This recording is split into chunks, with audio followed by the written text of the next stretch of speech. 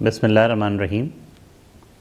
On the eve of the new year 2026, I bring season's greetings from the Embassy of Pakistan, Washington, D.C. 2025 was a year that carried transformative tenor for Pak-US relations. We saw, witnessed, and lived with a positive momentum in our bilateral relationship spanning over almost 8 decades.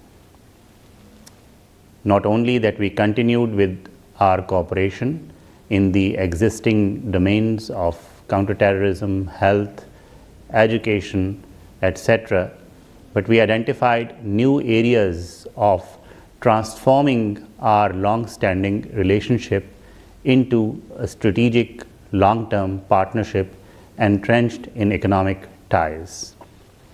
Our leadership met frequently in this year.